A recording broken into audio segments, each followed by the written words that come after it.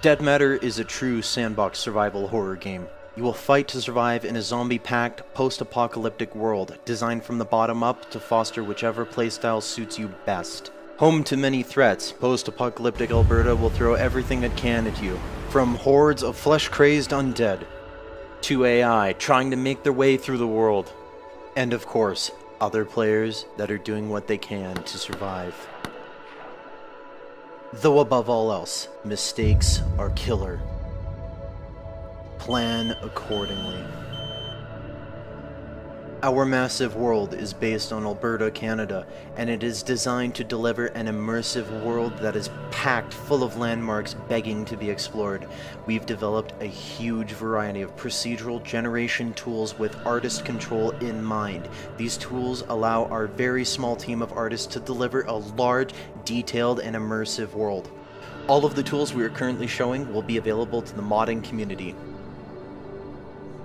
In addition to procedural generation tools that we created, we also created a metagame system that helps us keep our massive 400 kilometers squared world fresh and interesting.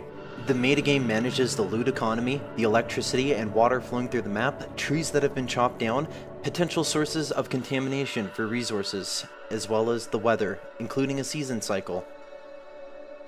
AI and zombie movement are also tracked via the metagame and can trigger events, especially if there's a large group or horde present. These events can be interacted with and will result in potential rewards or penalties depending on your actions.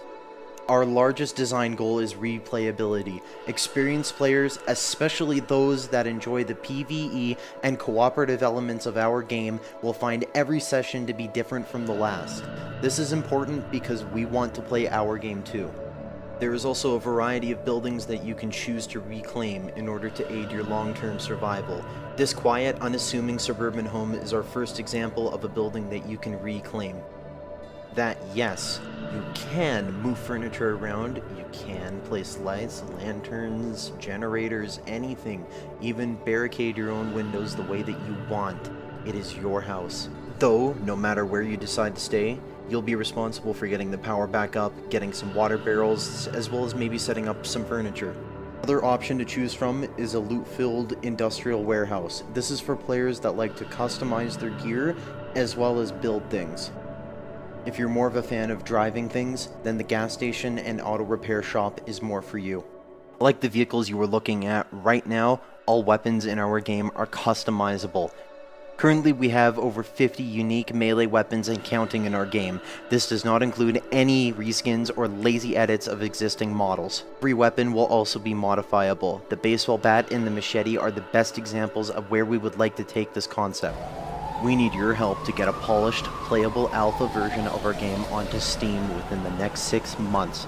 We will need to be able to hire essential personnel to work full-time until we hit our planned release date, and with your help, we can make it happen. Please check out our backer rewards, as we have plenty of options available, such as a park bench, a road, or even an entire town being named after you for your contribution. All backers will also receive a mention in the game credits.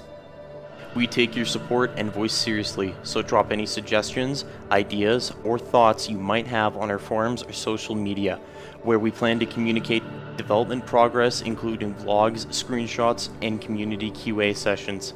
Help us help you answer the age-old question of what would I do in a zombie apocalypse?